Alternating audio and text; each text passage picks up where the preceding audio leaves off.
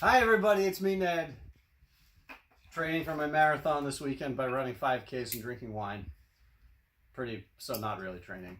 Usual sort of stuff. Anyway, though, it's rainy and I hear that we're setting a record for the lowest high temperature on May 14th. Is today the 14th? Lowest high temperature ever on May 14th. Which is a great excuse for me to open this Cotes du Rhone Vigneron Ardechois. This is, what vintage is this? 2017, 70% Grenache, 30% Syrah.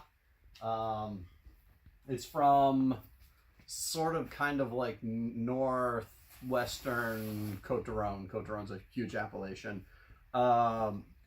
These are great wines for this kind of weather because it's a really ripe, juicy, sunny kind of wine. I mean, Cotes du Rhone in general is, because the southern Rhone is a really warm, sunny, dry place. Like rolling hills, a lot of, what they call garrigue, like wild herbs like rosemary and thyme and stuff. This is 14% alcohol.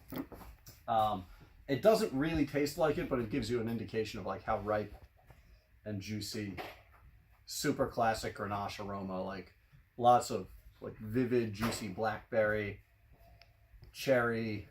It's a tiny bit like woodsy smelling like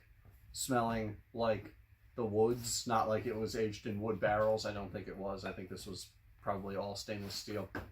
Yeah, I will get to that later.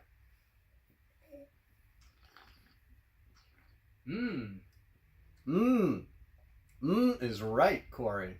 Yeah, it's a little bit peppery, spicy, also very juicy, medium bodied, just the right amount of like tannin that sort of like dries out your palate as the wine finishes and sort of like draws it out a little bit. It's a really nice, really like nicely balanced, well-made Cotes du Rhone. And so aside from it being a really nice, sunny, warm, fun Grenache, it's inexpensive. This is like under $15 retail. It's certified organic. It's fermented with naturally occurring yeasts from the grape skins, all the vineyards. It's made by a co-op, but all the farmers involved in the co-op, all the vineyards that the grapes for this came from, all had to be certified organic. It's certified by I don't remember the name of this company now, whatever.